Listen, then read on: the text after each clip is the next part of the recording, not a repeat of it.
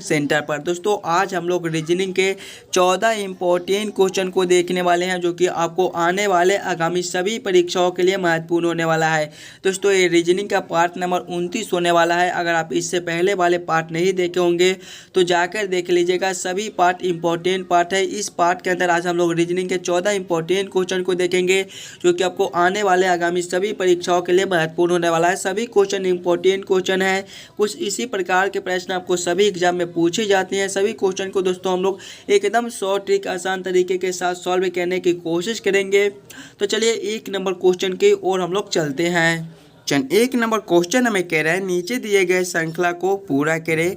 श्रृंखला सीरीज से related question आपका एक श्रृंखला सीरीज दिया गया है और यहाँ पर दोस्तों क्वेश्चन मार्क है। इन्हीं क्वेश्चन मार्क पे कौन सी संख्या भरी जाएगी ये हमसे पूछ रहा है।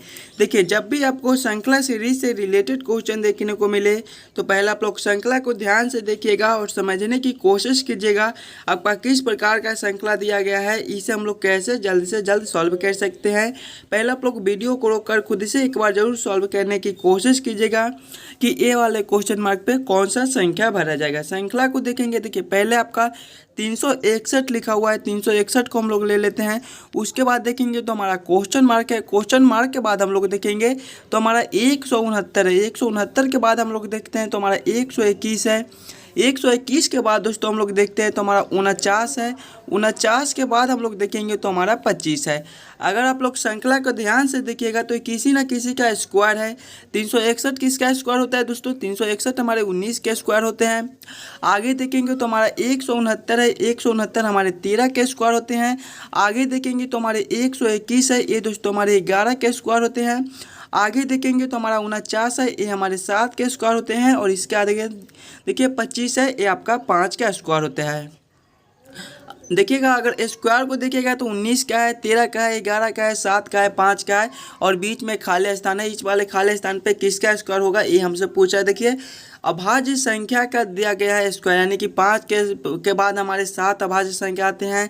7 के बाद दोस्तों हमारे 11 आते हैं। 11 के बाद 13 आते हैं। उसी प्रकार से हम लोग सोचेंगे कि 13 के बाद हमारा कौन सा अभाज्य संख्या आता है। 13 के बाद दोस्तों हमारे 17 आते हैं, यानी कि यहाँ पर हमारे 17 के स्क्वायर हो जाएंगे। और 17 के बाद हमारे 19 आते हैं।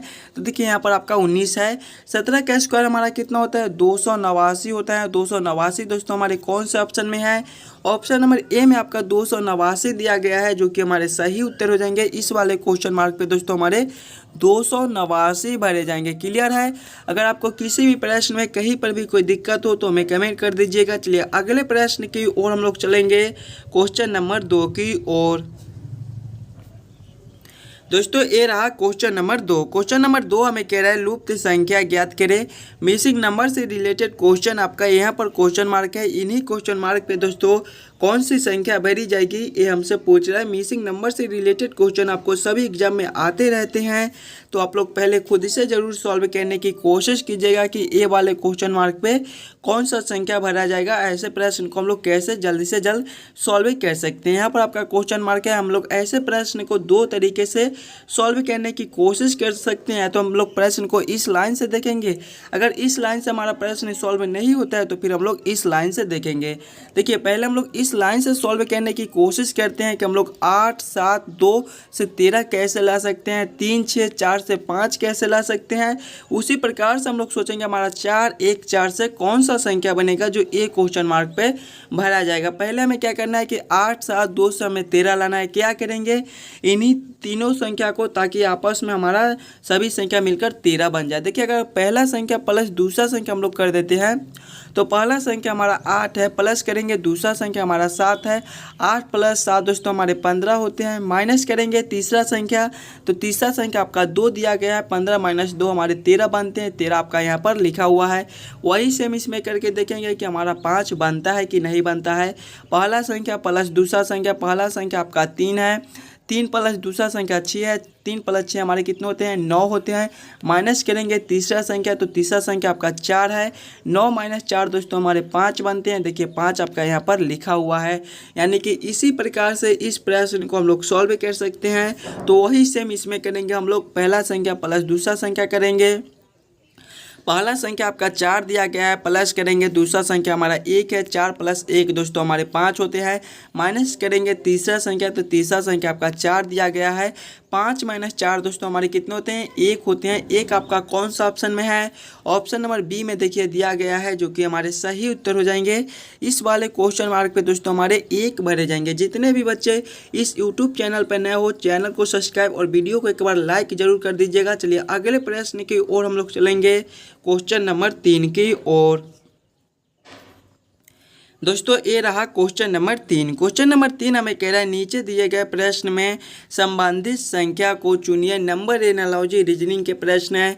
इस प्रकार के भी प्रश्न आपको एग्जाम में देखने को मिल ही जाएंगे, तो पहले आप लोग खुद इसे जरूर सॉल्व करने की कोशिश कीजिएगा कि ये 7 से 30 कैसे लिख रहा है, 7 का रिलेशन 30 के साथ कैसे है।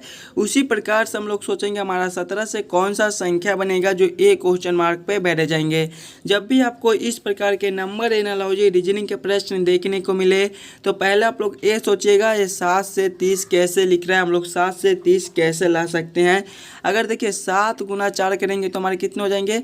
28 हो जाएंगे, और इसमें 2 ऊपर से जोड़ देते हैं तो हमारा 30 बन जाता है। वही सेम हम लोग इसमें करेंगे। पहले हमारा 17 है, तो देखिए पहले × 4 किए थे, तो इसमें भी ×4 ही करेंगे। 17 × 4 हमारे कितने होते हैं? 68 होते हैं। फिर देखिए +2 ऊपर से कर दिए थे, तो फिर +2 इसमें भी करेंगे। 68 + 2 करेंगे तो हमारे 70 हो जाएंगे। 70 हमारा किसी ऑप्शन में है? ऑप्शन नंबर बी में देखिए आपका 70 दिया गया है दोस्तों, जो कि हमारे सही उत्तर हो जाएंगे। इस वाले क्वेश्चन मार्क पे हमारे 70 भरे जाएंगे। क्लियर है? चलिएगा अगले प्रश्न की ओर हम लोग चलेंगे, क्वेश्चन नंबर 4 की ओर। ये रहा क्वेश्चन नंबर 4। क्वेश्चन नंबर 4 हमें कह रहा है यदि नोएडा को 39 65 8 रूप में लिखा जाए तो बताएं कि इंडिया को कैसे लिखा जाएगा। कोडिंग डिकोडिंग से रिलेटेड क्वेश्चन आपका इस प्रकार के भी प्रश्न आपको एग्जाम में आते रहते हैं, तो ऐसे प्रश्न को हम लोग सीधा उत्तर ले आते हैं। कैसे? वो देखिएगा। यदि नोएडा को क्या लिखा जाता है? 3 9 6 5 8 के रूप में लिखा जाता है, और हमसे पूछ रहा है कि इंडिया को कैसे लिखा जाएगा। नोएडा का स्पेलिंग बोलिएगा आप लोग एक बार। NOIDA से हमारा नोएडा बनता है, और इसका कोड हम लोग देखेंगे तो पहले हमारा 39 है, उसके बाद हम लोग देखेंगे तो हमारा 65 है, और उसके बाद दोस्तों हमारा 8 है। यानी कि N का कोड जो है वो 3 बनता है, O का कोड हमारा 9 बनता है, I का कोड दोस्तों हमारे 6 बनते हैं, D का कोड हमारे 5 बनते हैं, और A का कोड हमारे 8 बनते हैं। उसी प्रकार से हम लोग इंडिया को देखेंगे तो इंडिया हमारे जो है INDIN है। यहाँ पे देखिएगा, यहाँ पे N होगा, INDIA से हमारा इंडिया बनता है। हम लोग I का कोड देखेंगे तो इसमें I का कोड देखिए 6 है, यानी कि यहाँ पर हमारा 6 हो जाएगा। उसके बाद हमारा N है, तो N का कोड देखिए आपका 3 दिया गया है, यहाँ पर हमारा 3 हो जाएगा। उसके बाद हमारा D है, D का कोड देखेंगे, D का कोड देखिए 5 है आपका, यहाँ पर आपका 5 हो जाएगा। उसके बाद I है, I का कोड फिर से 6 है, तो यहाँ पर 6 हो जाएगा। उसके बाद दोस्तों हमारा A है, A का कोड देखेंगे हम लोग, A का कोड हमारा 8 दिया गया, यानी कि यहाँ पर हमारे 8 हो जाएंगे। कौन से ऑप्शन में दोस्तों? हमारे 63 56 8 लिखे हुए हैं। 63 56 8 हमारे ऑप्शन नंबर बी में दिए गए हैं, जो कि हमारे सही उत्तर हो जाएंगे। इस वाले क्वेश्चन का सही उत्तर दोस्तों हमारे ऑप्शन नंबर बी हो जाएंगे। जिस प्रकार से नोएडा को 39 65 8 के रूप में लिखा जाता है, उसी प्रकार से दोस्तों हमारे इंडिया के 63 56 8 के रूप में लिखा जाएगा। क्लियर है? चलिए अगले प्रश्न की ओर हम लोग चलेंगे, क्वेश्चन नंबर 5 की ओर। ये रहा क्वेश्चन नंबर 5। क्वेश्चन नंबर 5 हमें कह रहा है यदि आज रविवार है तो आज के बाद 59वां दिन कौन सा दिन होगा। ये हमसे पूछ रहे हैं। एकदम आसान सा क्वेश्चन है, कैलेंडर से रिलेटेड क्वेश्चन है। इस प्रकार के भी प्रश्न आपको आते रहते हैं, तो ऐसे प्रश्न को हम लोग कैसे सॉल्व करते हैं वो देखिएगा। देखिए पहले आज कौन सा दिन है? आज हमारा रविवार दिन है, और आज से 59 दिन बाद हमसे पूछ रहा है कि कौन सा दिन होगा। तो 59 को हम लोग क्या करेंगे कि 7 से भाग कर देंगे। दोस्तों 7 से इसलिए भाग करेंगे कि सप्ताह हमारे 7 दिन के होते हैं। 7 दिन के बाद जो है हमारे दिन फिर से आ जाते हैं। जब 7 से भाग करेंगे तो 8 7 56 हमारे लग जाएंगे और शेष हमारा 3 बच जाएगा। यही शेष हमारा उत्तर निकल कर आ जाएगा। बस अब इसको क्या करना है कि आज कौन सा दिन था, आज हमारा रविवार दिन था, तो रविवार में 3 ऊपर से जोड़ देंगे। रविवार में 3 जोड़ेंगे तो हमारे कौन से दिन हो जाएंगे दोस्तों, बुधवार हो जाएंगे। बुधवार हमारे ऑप्शन नंबर सी में दिए गए हैं, जो कि हमारे सही उत्तर हो जाएंगे।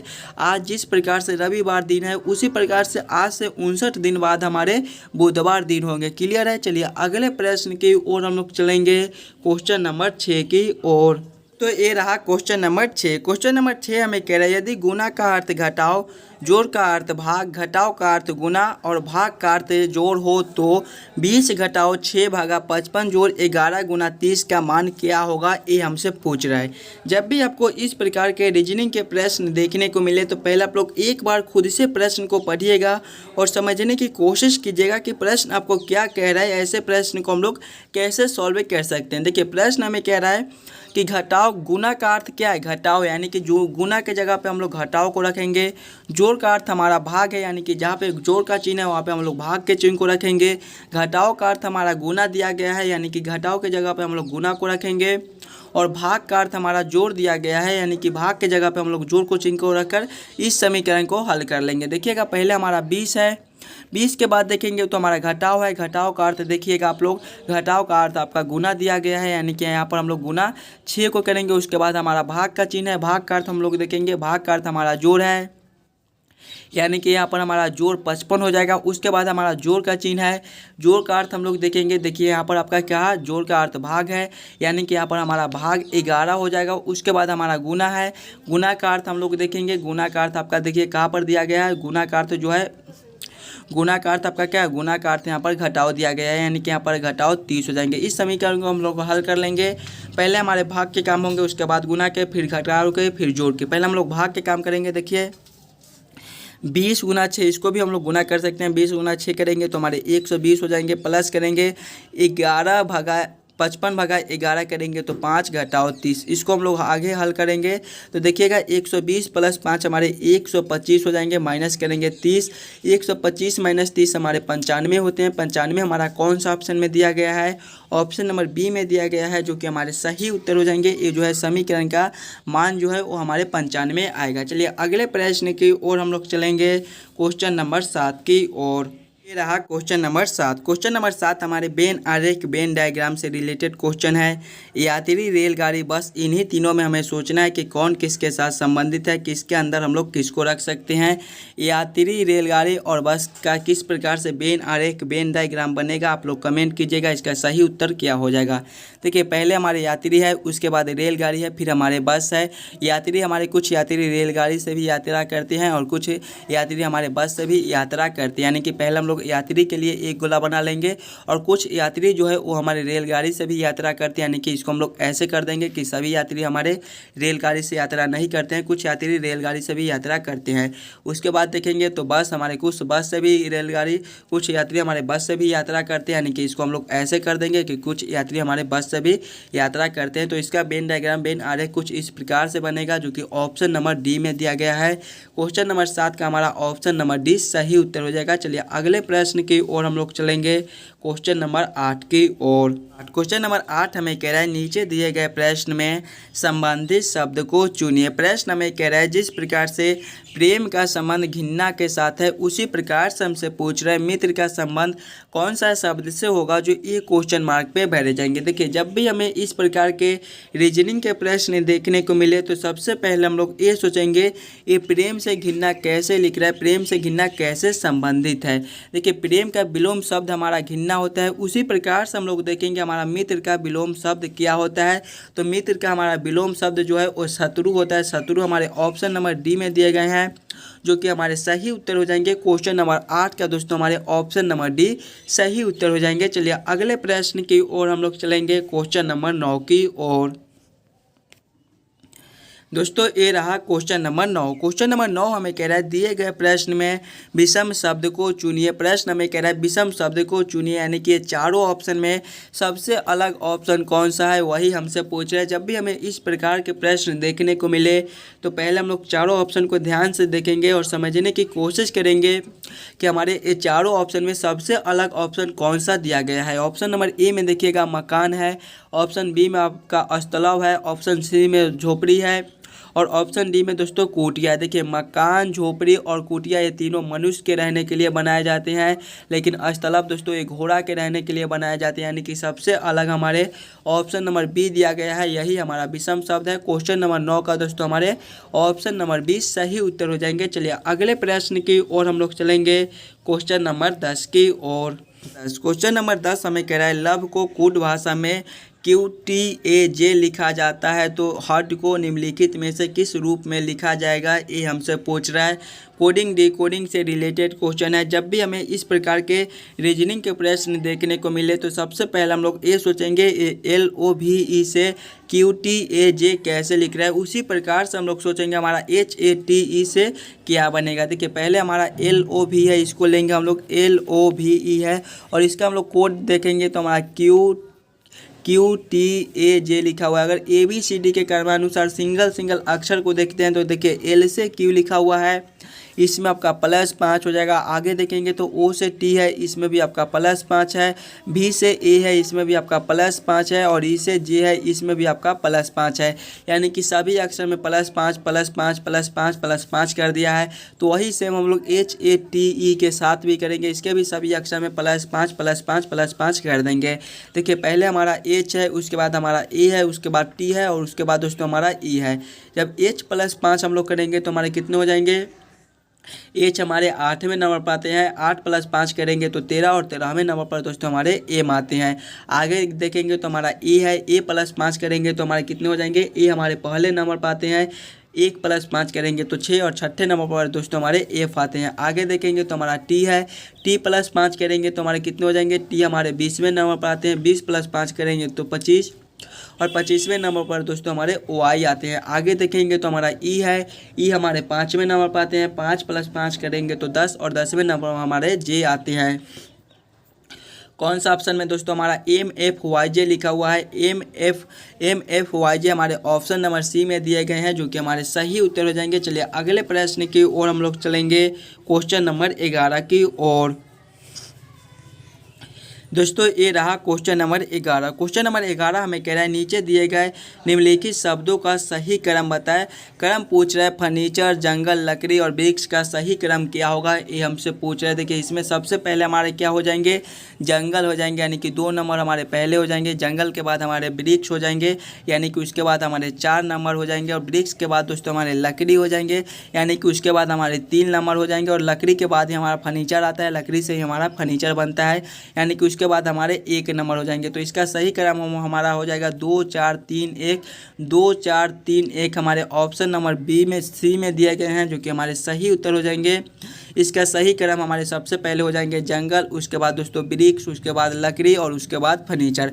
चलिए अगले प्रश्न की ओर हम लोग चलेंगे, क्वेश्चन नंबर 12 की ओर। क्वेश्चन नंबर 12 हमें कह रहा है नीचे दिए गए प्रश्न में विषम अक्षर को पहचान करें। दोस्तों विषम अक्षर चुनने के लिए बोला है, यानी कि चारों ऑप्शन में सबसे अलग ऑप्शन कौन सा, यही हमसे पूछा है। जब भी हमें विषम अक्षर चुनने के लिए बोले तो पहले हम लोग चारों ऑप्शन को ध्यान से देखेंगे और समझने की कोशिश करेंगे कि हमारा ये चारों ऑप्शन में सबसे अलग ऑप्शन कौन सा है। देखिए ऑप्शन नंबर ए में देखेंगे तो CEG लिखा हुआ है, ऑप्शन बी में आपका IKM लिखा हुआ है, ऑप्शन सी में आपका ORU लिखा हुआ है, ऑप्शन डी में आपका VXZ लिखा हुआ है। सबसे अलग ऑप्शन कौन सा है आप लोग खुद से पहचानने की कोशिश कीजिएगा और हमें कमेंट कीजिएगा। देखिए ऑप्शन नंबर ए में देखिएगा तो CEG लिखा हुआ है। इसमें क्या करते हैं कि C के बाद हमारा क्या होता है, C के बाद हमारा E लिखा हुआ है, इसमें दोस्तों आपका +2 है। फिर देखेंगे तो E से G है, इसमें भी आपका +2 हो जाएगा। आगे देखेंगे तो I से K है, इसमें भी आपका +2 है। उसके बाद देखेंगे तो K से M है, इसमें भी आपका +2 है।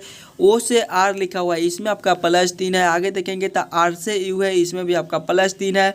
V से X लिखा हुआ है, इसमें भी आपका +2 है और X से Z लिखा हुआ है +2 है। देखिएगा +2, लेकिन ऑप्शन नंबर सी में +3 है, यानी कि यही हमारा सबसे अलग अक्षर है, यही हमारा विषम अक्षर हो जाएगा। क्वेश्चन नंबर 12 का हमारा ऑप्शन नंबर सी सही उत्तर हो जाएगा। चलिए अगले प्रश्न की ओर हम लोग चलेंगे, क्वेश्चन नंबर 13 की ओर। दोस्तों ये रहा क्वेश्चन नंबर 13। क्वेश्चन नंबर 13 में कह रहा है दिए गए अक्षर श्रृंखला को पूरा करें। अक्षर श्रृंखला से रिलेटेड क्वेश्चन आपका एक अक्षर श्रृंखला दिया गया है और यहाँ पर दोस्तों क्वेश्चन मार्क है। इन्हीं क्वेश्चन मार्क पे कौन सी अक्षर भरी जाएगी ये हमसे पूछ रहा है। जब भी हमें अक्षर श्रृंखला से रिलेटेड क्वेश्चन देखने को मिले तो पहले हम लोग अक्षर श्रृंखला को ध्यान से देखेंगे और समझने की कोशिश करेंगे हमारा किस प्रकार का अक्षर श्रृंखला है, इसे हम लोग कैसे जल्द से जल्द सॉल्व कर सकते हैं। देखिएगा पहले हमारा बीजे लिखा हुआ है, बीजे के बाद हम लोग देखेंगे तो हमारा सी एल है, सी एल के बाद देखेंगे तो हमारा ई एन है, ई एन के बाद दोस्तों हम लोग देखेंगे तो हमारा एच पी लिखा हुआ है और इसके बाद हमारा क्वेश्चन मार्क है। देखिए अगर सिंगल अक्षर को हम लोग देखते हैं तो बी से सी लिखा हुआ है, इसमें आपका क्या है +1 हो जाएगा। फिर देखेंगे तो सी से ई लिखा हुआ है दोस्तों, इसमें आपका +2 हो जाएगा। फिर ई से एच लिखा हुआ है, इसमें आपका +3 हो जाएगा। देखिए +1 +2 +3 तो अगले हमारे +4 हो जाएंगे। यानी कि जब एच +4 हम लोग करेंगे तो हमारे कितने हो जाएंगे, एच हमारे 8वें नंबर पर आते हैं, 8 + 4 करेंगे तो 12 और 12वें नंबर पर दोस्तों हमारे एल आते हैं। यानी कि पहले वाले अक्षर हमारे एल भरे जाएंगे। दूसरे वाले के लिए हम लोग इससे देखेंगे जे से एल कैसे लिख रहे हैं तो इसमें आपका क्या कर दिया, जे + एल हम लोग कितने करेंगे, जे में हम लोग कितने जोड़ेंगे ताकि हमारा एल बन जाए। तो इसमें आपका जो है जो +2 कर दिया है। आगे देखेंगे तो एल से एन है, इसमें भी आपका +2 है। आगे देखेंगे तो एन से पी है, इसमें भी आपका +2 है।